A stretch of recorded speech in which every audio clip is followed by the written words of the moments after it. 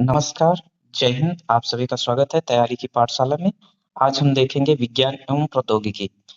भारतीय विज्ञान का विकास प्राचीन विरासत से आधुनिक नवाचार तक। सिंधु घाटी सभ्यता।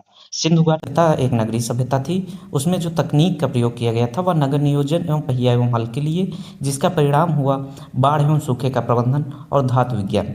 वैदिक काल में हम देखते हैं यज्ञशाला के निर्माण के लिए जिस तकनीक का प्रयोग किया जाता था सटीक ज्यामितीय आकृतियां बनाने के लिए, जो इनका वर्णन है वह ग्रंथ है शुल्ब सूत्र। प्रमुख तथ्य हड़प्पा मोहनजोदड़ो धातु विज्ञान और आपदा प्रबंधन में अग्रणी था। शुल्ब सूत्र भारत में ज्यामिति का मूल सूत्र माना जाता है। प्राचीन भारतीय विज्ञान परमाणु रसायन और धातु विज्ञान। परमाणु सिद्धांत का जो प्रतिपादन है वह आज से लगभग 2500 वर्ष पूर्व हुआ। अवधारणा अविभाज्यकरण की थी। इसके प्रतिपादक जो माने जाते हैं वो महर्षि कणाद माने जाते हैं और यह सिद्धांत वैशेषिक दर्शन के अंतर्गत आता है। धातु विज्ञान को अगर प्राचीन काल में देखें तो लौह अयस्क के बारे में हम देखते हैं। प्राचीन जंग रोधी तकनीक का तब विकास हो चुका था और इसी के प्रयोग से जो महरौली दिल्ली में एक स्तंभ बनाया गया है लौह स्तंभ, वह सैकड़ों वर्ष से अभी भी जंग मुक्त उसी प्रकार खड़ा हुआ है। प्राचीन भारतीय धातु एवं रसायन विज्ञान के जनक महर्षि नागार्जुन को माना जाता है। मध्यकालीन अगर भारतीय विज्ञान की बात करें, सवाई जयसिंह सेकेंड ने जो है वेधशालाओं का निर्माण किया था। यह 3 जगह पर बनाई गई थी, दिल्ली, जयपुर तथा उज्जैन में। गणित में अगर प्राचीन भारत में बात करें तो श्रीधराचार्य जो थे उन्होंने गणित सार नामक एक ग्रंथ की रचना की थी। इसके अलावा भास्कर आचार्य जिन्होंने लीलावती ग्रंथ की रचना की थी जिसमें अंक गणित तथा बीजगणित मिलते हैं। जैव अगर विज्ञान की बात की थी तो जहांगीर ने तुजुक ए जहांगीरी जो एक ग्रंथ लिखा था उसमें 36 प्रजातियों का वर्णन और संकरण विधि का वर्णन उसमें किया गया है। इसके अलावा बारूद, कागज, इत्र आदि का भी वर्णन मिलता है। अस्मद बेग जो नूरजहां की माँ थी उन्होंने गुलाब से इत्र बनाया था। अगर प्राचीन भारतीय वैज्ञानिकों को देख लेते हैं, आर्यभट्ट, उनका ग्रंथ था आर्यभट्टियम। इनको शून्य एवं पाई के आविष्कार के लिए जाना जाता है। सुश्रुत संहिता यह शल्य चिकित्सा से संबंधित है। बौधायन शुल्ब सूत्र यह ज्यामिति एवं त्रिकोणमिति से संबंधित है। वाराहमिहिर इनका ग्रंथ पंच सिद्धांतिका है, यह भारतीय गणितज्ञ एवं खगोल शास्त्री थे। भास्कराचार्य इनका ग्रंथ है सिद्धांत शिरोमणि एवं लीलावती। इनके द्वारा ही गुरुत्वाकर्षण का जो सिद्धांत शुरुआत सबसे पहले दिया गया था। ब्रह्मगुप्त इनका ग्रंथ था ब्रह्मास्फुट सिद्धांत, यह गणितज्ञ थे। ऋषि भारद्वाज इनके द्वारा विज्ञान तकनीक के बारे में जानकारी दी गई थी। इन्हें विज्ञान तकनीक का जनक माना जाता है। आचार्य चरक, ये चरक इनकी ग्रंथ था चरक संहिता और ये आयुर्वेदाचार्य और त्वचा चिकित्सा विज्ञान के जनक के रूप में जाने जाते हैं। इसके बाद हम आगे देखते हैं आधुनिक भारतीय विज्ञान। आधुनिक भारतीय विज्ञान को हम निम्न चरणों में देखते हैं। औपनिवेशिक काल में ईस्ट इंडिया कंपनी द्वारा यांत्रिकी और सर्वेक्षण पर जोर दिया गया था। 1942 में CSIR की स्थापना की गई थी। CSIR का मतलब council of scientific and industrial research. और जो दूसरा चरण इसका चालू होता है वह स्वतंत्रता के बाद, जिसमें नेहरू और भटनागर जो शांति स्वरूप भटनागर एक प्रसिद्ध वैज्ञानिक थे, उन्होंने मिलकर एक राष्ट्रीय प्रयोगशालाओं का जाल तैयार किया गया था। डॉक्टर शांति स्वरूप भटनागर को शोध प्रयोगशालाओं के जनक के रूप में जाना जाता है और जो पहले हमारे प्रधानमंत्री जवाहरलाल नेहरू जी थे उनके वैज्ञानिक दृष्टिकोण दोनों के समन्वय से भारत में विज्ञान एवं तकनीक का विकास हुआ। प्रमुख वैज्ञानिक विभाग और संस्थान देख लेते हैं। CSIR इसका अध्यक्ष भारत के प्रधानमंत्री होते हैं। यह जो कार्य इसका होता है औद्योगिक अनुसंधान और विकास को बढ़ावा देना। ICMR जो Indian council of medical research है, इसकी स्थापना 1911 में हुई थी। यह जैव आयुर्विज्ञान बायोमेडिकल रिसर्च के क्षेत्र में काम करता है। इसके बाद अगला है ICAR Indian council of agriculture research. इसकी स्थापना 1929 में हुई थी। यह कृषि, बागवानी, मत्स्य पालन के क्षेत्र में रिसर्च का कार्य करता है। रणनीतिक और रक्षा संस्थानों की बात करते हैं तो DAE जो डिपार्टमेंट ऑफ एटॉमिक एनर्जी है, इसकी स्थापना 1954 में हुई थी। यह सीधे प्रधानमंत्री कार्यालय के अंतर्गत इसका नियंत्रण होता है। इसका कार्य प्रशांतिपूर्ण परमाणु ऊर्जा को बढ़ावा देना है। DRDO ये डिफेंस रिसर्च एवं डेवलपमेंट ऑर्गेनाइजेशन है। इसकी स्थापना 1 अक्टूबर 1958 को हुई थी। मंत्रालय या रक्षा मंत्रालय के अंतर्गत आता है। यह मिसाइल, रडार, हथियार आदि बनाने का कार्य करता है। इसके बाद हमारा एक और जो संस्थान है वो इसरो है, इंडियन स्पेस रिसर्च ऑर्गेनाइजेशन। इसकी स्थापना 1969 में हुई थी और यह डिपार्टमेंट ऑफ स्पेस के अंतर्गत कार्य करता है। इसका कार्य है PSLV, GSLV जैसे रॉकेट को बनाना और उपग्रहों को प्रक्षेपित करना। इसके बाद हम जो है विज्ञान एवं प्रौद्योगिकी जो नीतियाँ आई हैं उनको देख लेते हैं। जो पहली नीति 1958 के आसपास आई, साइंटिफिक पॉलिसी रिजोल्यूशन, वैज्ञानिक दृष्टिकोण और शोध। इसके जो दूसरा चरण माना जाता है वो 1983 में, टेक्नोलॉजी पॉलिसी स्टेटमेंट, आत्मनिर्भरता और स्वदेशी को बढ़ावा देना। स्टेप 3 2003 में, साइंस एंड टेक्नोलॉजी पॉलिसी। इसमें R&D, रिसर्च एंड डेवलपमेंट में निवेश। और इसी समय अटल बिहारी वाजपेयी द्वारा नारा दिया गया था, जय जवान जय किसान, और उसमें जोड़ते हुए जय विज्ञान को भी जोड़ दिया गया था। स्टेप 4 2013 में, इसमें STI पॉलिसी, इसमें इनोवेशन को साइंस एवं टेक्नोलॉजी के साथ जोड़ दिया गया था। और 2020 तक शीर्ष 5 वैश्विक विज्ञान शक्ति बनाना भारत को लक्ष्य था। प्रमुख जो है सरकारी पहलों को कुछ देख लेते हैं जो टेक्नोलॉजी बढ़ावा के लिए शुरू की गई हैं। वज्र, विजिटिंग एडवांस्ड ज्वाइंट रिसर्च, यह जो है अप्रवासी भारतीय वैज्ञानिकों को भारत में शोध के लिए आमंत्रित करता है। किरण IPR, knowledge involvement in research advancement through nurturing intellectual property rights, महिला वैज्ञानिकों को बौद्धिक संपदा अधिकारों में सशक्तिकरण के लिए यह योजना शुरू की गई थी। इसके अलावा imprint India, impacting research innovation and technology, यह IIT तथा IIC से मिलकर जो है 10 तकनीकी चुनौतियों के क्षेत्र में यह कार्य करती है। इसके बाद NIDHI, national initiative for developing and harnessing innovation, startup ecosystem को मजबूती से बढ़ावा देने के लिए यह योजना चालू की गई। सूर्य ज्योति, कम लागत वाला यह माइक्रो सोलर डोम होता है।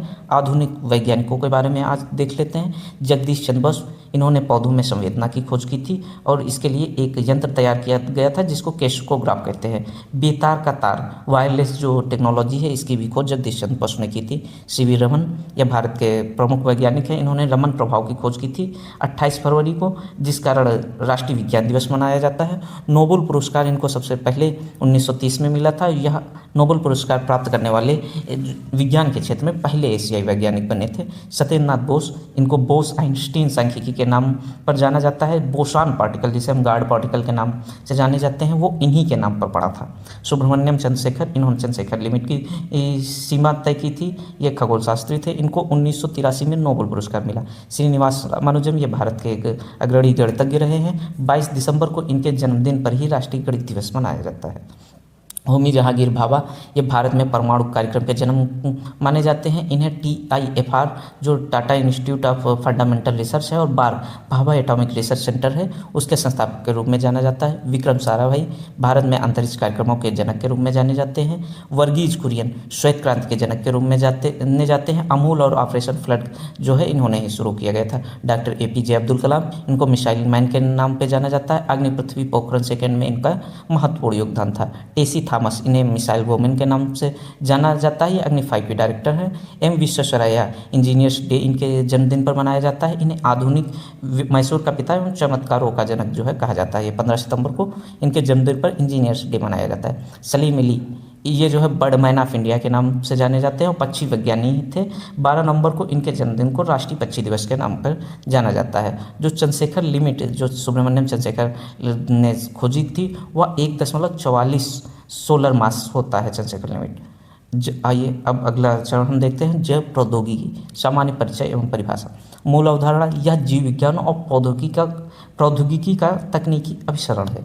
कार्य, सूक्ष्म जीवों या कोशिकीय प्रक्रियाओं के नियंत्रित उपयोग से मानव उपयोगी उत्पादों का निर्माण करना। जैविक प्रणाली, तकनीकी अनुप्रयोग, और उसके बाद उत्पाद एवं सेवा को प्रदान करना। CBD की परिभाषा जो होती है उसको देख लेते हैं। उसके अनुसार जो जैव प्रौद्योगिकी की परिभाषा है, संयुक्त राष्ट्र जैव विविधता सम्मेलन के अनुसार कोई भी तकनीकी अनुप्रयोग जो जैविक प्रणालियों या सजीवों का उपयोग विशिष्ट कार्य के लिए उत्पाद बनाने में करता है, उसे जैव प्रौद्योगिकी कहते हैं। जैव प्रौद्योगिकी का उद्भव, जनक इसके कार्ल एरिकी माने जाते हैं, जो हंगरी के वैज्ञानिक थे। 1919 में इन्होंने शब्दावली का सृजन किया था। प्राचीन काल में दही जो बनता था वो भी एक जैव प्रौद्योगिकी का ही उदाहरण है। आधुनिक काल में आनुवांशिक अभियांत्रिकी जैसे जटिल विकास भी हुए हैं। जैव प्रौद्योगिकी के सिद्धांतों को देख लेते हैं। ये आनुवांशिक इंजीनियरिंग जो हम देखते हैं, जेनेटिक इंजीनियरिंग, उसको जीन में संशोधन कर DNA में बदलकर मेजबान जीनोटाइप में हम परिवर्तन करके नया फिनोटाइप, एक लक्षण विकसित कर लेते हैं। और जो दूसरी एक तकनीकी होती है इसी में बायोटेक्नोलॉजी में, वो रासायनिक इंजीनियरिंग है। उसमें वातावरण को नियंत्रण कर रोगाणु मुक्त वातावरण तैयार किया जाता है और सूक्ष्म जीवों की वृद्धि को नियंत्रित किया जाता है, जिससे उत्पाद, टीके एवं एंटीबायोटिक्स को विकसित किया जाता है। इन दोनों तकनीकों में जो मुख्य अंतर है, पहली तकनीक जीन बदलती है, जबकि दूसरी तकनीक जो है वातावरण को सुनिश्चित करती है। जैव प्रौद्योगिकी का जो इंद्रधनुष है उसमें देख लेते हैं कौन रंग किसका प्रतिनिधित्व करता है। रेड लाल चिकित्सा का, सफ़ेद व्हाइट औद्योगिक जो इंडस्ट्रियल होता है उसको देखते हैं, हरा कृषि हरियाली का, नीला समुद्री संसाधन का, पीला खाद्य कीट से संबंधित, काला जैव आतंकवाद को संदर्भित करता है। आणविक जैव विज्ञान को देखते हैं, इसका मूल होता है डीएनए। डीएनए का पूरा नाम होता है डीऑक्सी राइबोन्यूक्लिक एसिड। यह एक द्विगणित संरचना होती है। इसकी खोज वाटसन और क्रिक ने की थी। इसके लिए 1962 में इनको नोबेल पुरस्कार प्राप्त हुआ था। इस डीएनए की स्थिति कहाँ होती है? केंद्रक न्यूक्लियस में पाया जाता है, माइटोकॉन्ड्रिया, क्लोरोप्लास्ट में। आरएनए राइबोन्यूक्लिक एसिड होता है, यह इसकी संरचना एकल कुंडलित होती है। टाइप्स और इसके फंक्शन देख लेते हैं। आरएनए 3 प्रकार का होता है। एमआरएनए यह संदेशवाहक का काम करता है, मैसेंजर। एम संदेशवाहक केंद्रक से राइबोसोम तक ये सूचना पहुंचाता है। ये आरएनए जो होता है ये राइबोसोम का ढांचा 80% इसी से बना होता है। और जो टीआरएनए है ये अमीनो अम्ल का परिवहन करता है। डीएनए ट्रांसक्रिप्शन, उसके बाद आरएनए होता है, फिर ट्रांसलेशन करके प्रोटीन से ये बनते हैं।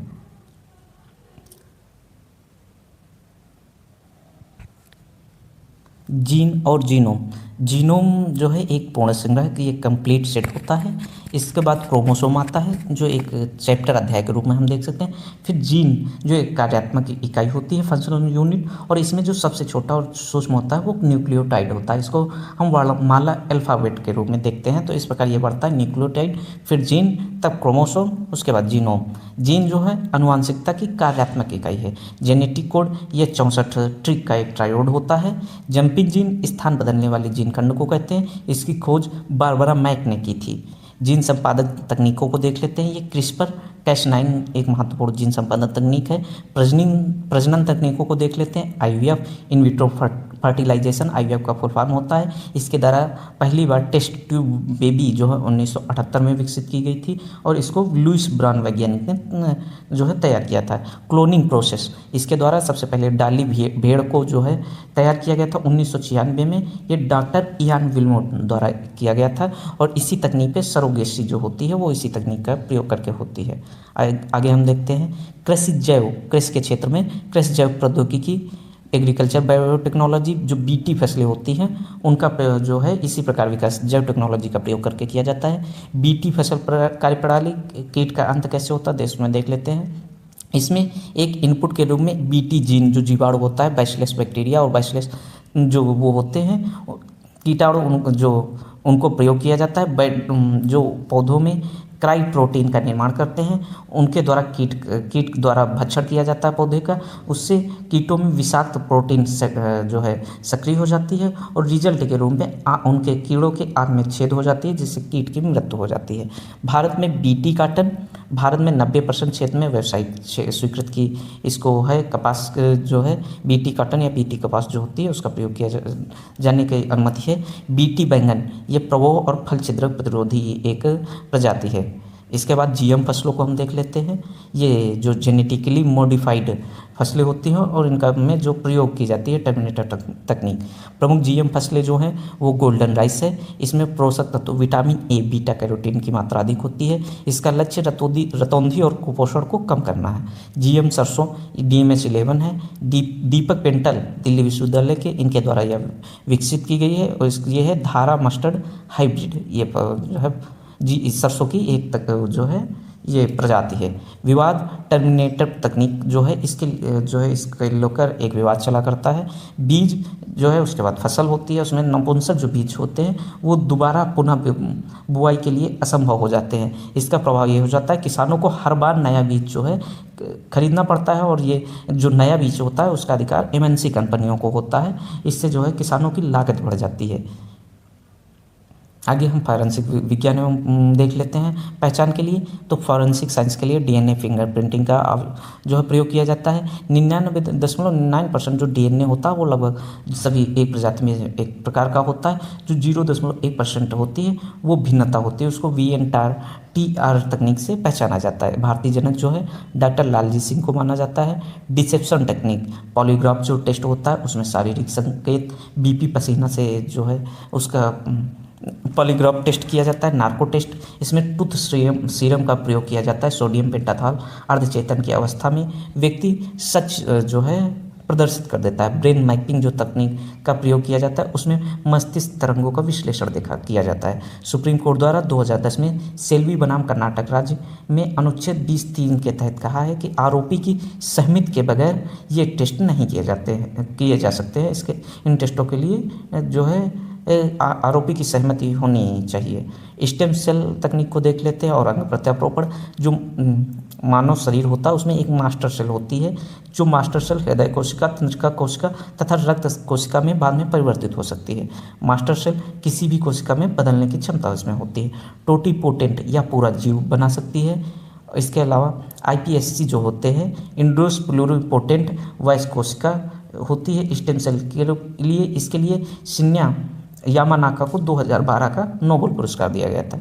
जीनो ट्रांसप्लांटेशन, एक प्रजाति से दूसरी प्रजाति में अंग प्रत्यारोपण को जीनो ट्रांसप्लांटेशन कहते हैं। जैसे उदाहरण के लिए सुअर के दिल को मानव के शरीर में स्थापित कर देना। क्रिस्पर तकनीक क्या होती है? CRISPR clustered regularly interspaced short palindromic repeats. BT का प्रभाव होता है बैसिलस थरिंगेजिनिसिस। बायोटेक आनुवांशिक प्लस रासायनिक इंजीनियरिंग का समागम होता है। आइए अब देखते हैं अंतरिक्ष प्रौद्योगिकी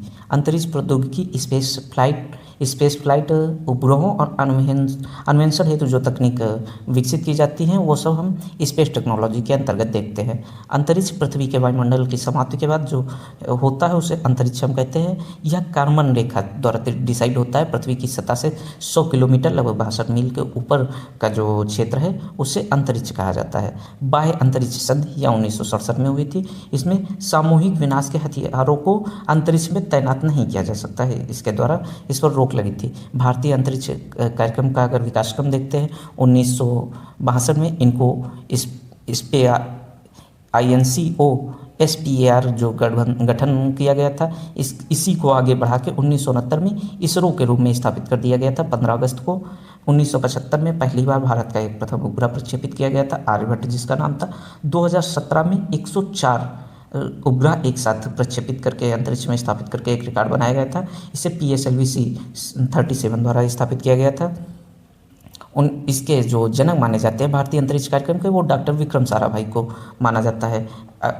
हम 1980 में पहली बार SLV का प्रयोग किया गया था। 1984 में राकेश शर्मा जो पहले भारतीय अंतरिक्ष यात्री बने थे। 2008 में पहली बार चंद्रयान को PSLV C11 द्वारा प्रक्षेपित किया गया था। और एक अन्य जो महत्वपूर्ण मिशन था 2013 में मंगलयान या PSLV C25 द्वारा भेजा गया था। इसे मॉम मिशन कहते हैं, Mars orbit mission.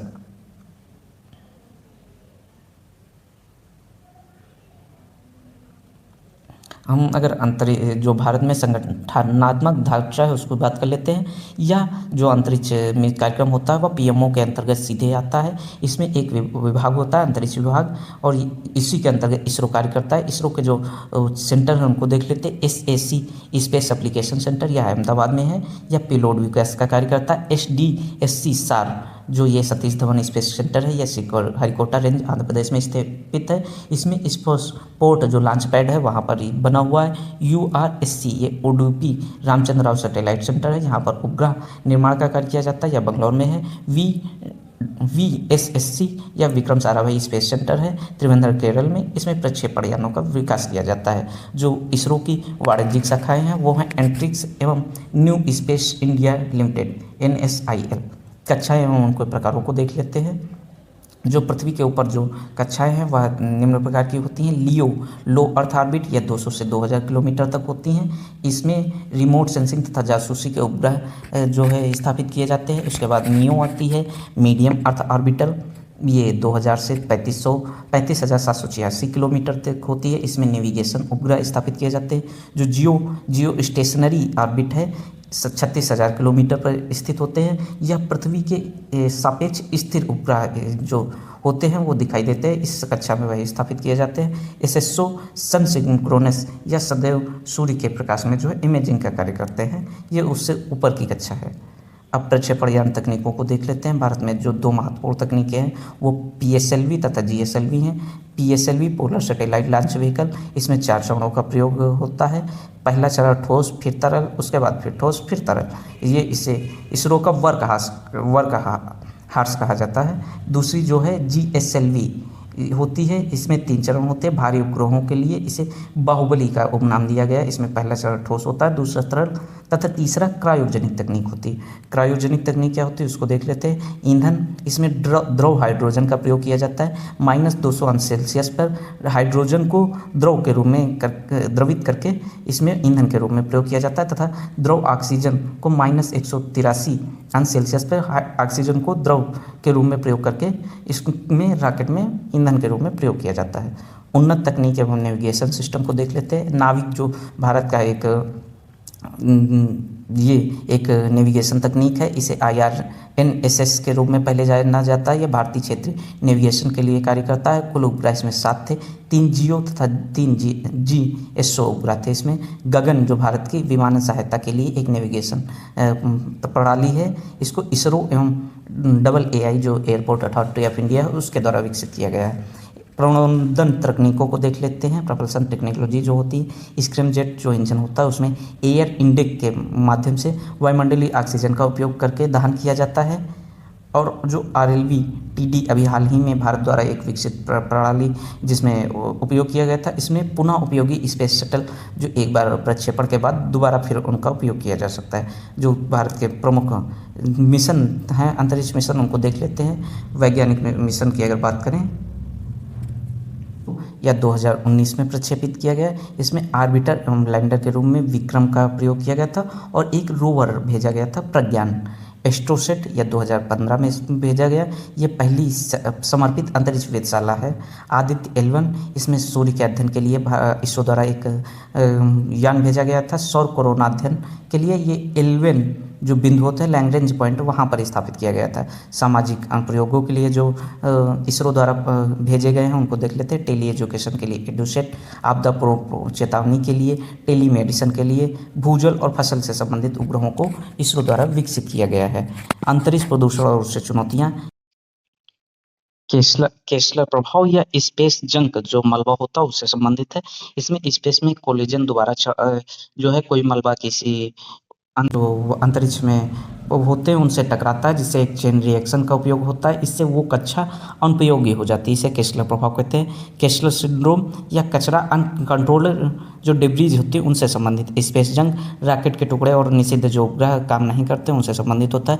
Graveyard orbit, निष्क्रिय उपग्रहों को मुख्य कक्षा से हटाकर उनके ऊपर भेज दिया जाता है, जिससे वह कक्षा दोबारा उपयोग के लिए खाली हो जाती है। चंद्रयान 3 या दक्षिण ध्रुव पर सल्फर की इसने खोज की पुष्टि कर दी है। ये जहाँ पर उतरा था उसे शिव शक्ति पॉइंट का नाम दिया गया है। फरवरी 2026 में 23 अगस्त को राष्ट्रीय अंतरिक्ष दिवस के रूप में मनाया जाता है।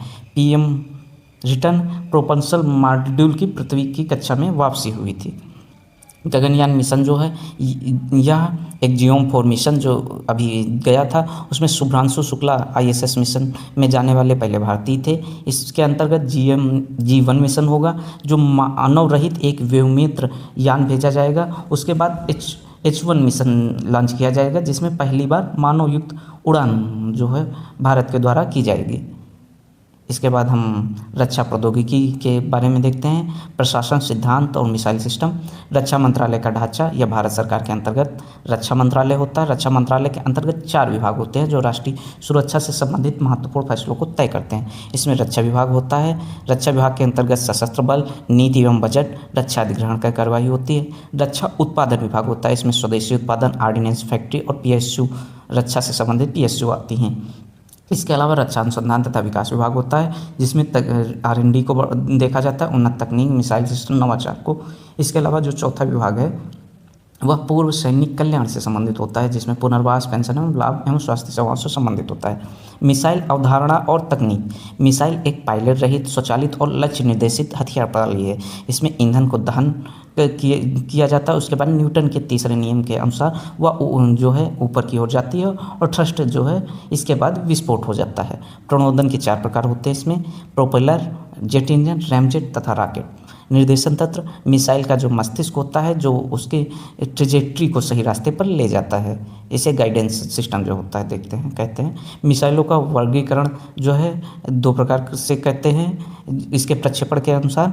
बैलिस्टिक मिसाइल, इसका लॉन्च जो है वायुमंडल से बाहर के ऊपर वाली पथ के रूप में जाता है और इसके बाद गुरुत्वाकर्षण के रूप में या वापस पृथ्वी पर आके जो पूर्व निर्धारित लक्ष्य होता है उसको भेज देती है। इसके उदाहरण है पृथ्वी तथा अग्नि मिसाइल।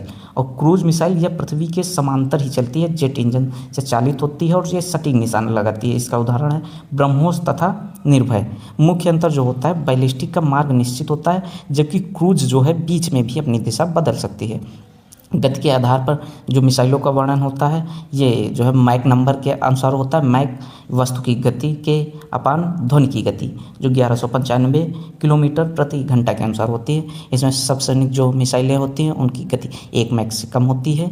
सुपरसोनिक ये 1 से 3 मैक तक होती है जो ब्रह्मोस मिसाइल है। और हाइपरसोनिक जो मिसाइल होती है उनकी जो गति होती है वो मैक 5 से भी अधिक होती है, बहुत तेज़ होती हैं। इन जैसे एग्जाम्पल सौर मिसाइल जो है। इसके बाद जो एक कार्यक्रम महत्वपूर्ण शुरू किया गया था IGMDP, integrated guided missile development programme जो था 1983 से 2008 तक चालू किया गया था। इसके जो महत्वपूर्ण जो नेतृत्व करता थे वो डॉक्टर APJ अब्दुल कलाम, हमारे पूर्व राष्ट्रपति थे। इसका उद्देश्य स्वदेशी तकनीक और रणनीतिक आत्मनिर्भरता को हासिल करना। इसके अंतर्गत 5 जो है मिसाइलें बनाई गई थी जिन्हें पटना से हम देखते हैं: पृथ्वी, अग्नि, त्रिशूल, नाग तथा आकाश। पृथ्वी सतह से सतह, अग्नि बैलिस्टिक मिसाइल थी, त्रिशूल अब सेवा मुक्त हो चुकी है, नाग एंटी टैंक मिसाइल थी और आकाश जो सतह से हवा में मार करती है। अग्नि 5 जो अभी हाल ही में विकसित की गई है उसकी जो विशेषताएं हैं उनको हम देख लेते हैं। यह एक ICBM मिसाइल है, ये इंटर कॉन्टिनेंटल बैलिस्टिक मिसाइल है। इसकी जो रेंज है वो 5000 से 6000 किलोमीटर है। इसको उपनाम दिया गया है शांति का अस्त्र। मिशन दिव्यास्त्र जो हम देखते हैं ये MIRV तकनीक पर आधारित है। Multiple independently targetable entry vehicle यह होता है या एक ही मिसाइल से एक साथ कई अलग अलग स्थानों पर लक्ष्यों को निर्धारित कर उन पर हमला कर सकता है। ब्रह्मोस मिसाइल यह संयुक्त उपक्रम है भारत रूस का, जो भारत की ब्रह्मपुत्र तथा रूस की मस्कोवा नदी के नाम पर इसका ब्रह्मोस नाम रखा गया है। ये सुपरसोनिक क्रूज मिसाइल है। इसकी रफ्तार 2.8 मैक के आसपास होती है। इसे दागो और भूल जाओ सिद्धांत पर यह कार्य करती है। नाग यह एक एंटी टैंक गाइडेड मिसाइल है। ये इसका जो हेलीकॉप्टर संस्करण है उसे हेली नाम दिया गया है। रडार जो रेडियो डिटेक्शन एंड रेंजिंग होते हैं। भारत में 3 मुख्य रडार के प्रकार हैं। स्वाति या वेपन लोकेटिंग रडार है। राजेंद्र आकाश मिसाइल रडार है। रोहिणी 3D निगरानी रडार है। UAV के रूप जो हम देखते हैं अनमैन्ड एरियर व्हीकल, जिसे सामान्य तौर पे हम ड्रोन के नाम से जानते हैं। तो ड्रोन जो भारत का एक ड्रोन है लक्ष्य या ट्रोही ड्रोन है। निशांत या पहाड़ी टोह के लिए इस्तेमाल किया जाता है। जो रुस्तम जो भारत का एक महत्वपूर्ण ड्रोन है, रुस्तम 2 का नया नाम बदल के तपस रख दिया गया है।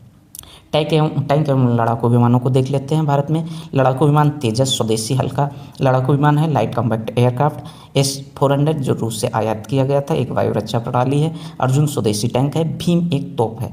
विमान वाहक जो भारत के कैरियर हैं उनको देख लेते हैं। INS विक्रमादित्य या रूस से आयातित किया गया था। INS विक्रांतिजीत से भारत द्वारा खुद स्वदेशी रूप में विकसित किया गया विमान वाहक पोत है। पनडुब्बियों को देख लेते हैं। भारत ने अभी हाल ही में 3 जो है सबमरीन्स जो परमाणु सबमरीन्स हैं उनको विकसित किया है। INS Arihant, INS Arihant, INS Aridaman. और प्रोजेक्ट 75 जो स्कॉर्पियन श्रेणी की पनडुब्बियाँ हैं उनमें 6 पनडुब्बियाँ भारत के पास हैं। कलवरी, खंडेरी, करंज, वेला, वागीर एवं वागसी। अंतर्राष्ट्रीय व्यवस्था के अंतर्गत जो इससे संबंधित जो महत्वपूर्ण व्यवस्था है उनको देख लेते हैं। MTCR यह मिशन टेक्नोलॉजी कंट्रोल रेजिम है। भारत इसका सदस्य 2016 में बना था। वाशेनार जो समूह है यह भी ये परमाणु से संबंधित है। परमाणु जो आयुध हैं उनसे नियंत्रित करता है। इसका सदस्य भारत 2017 में बना रहता। NPT और CTBT जो ट्रीटी हैं ये परमाणु अप्रसार संधि और जो थी भारत इनका सदस्य नहीं बनना था क्योंकि ये भेदभावपूर्ण संधियाँ हैं। आशा करते हैं ये जो आपका लेक्चर है ये आपके लिए बहुत लाभदायक होगा। धन्यवाद।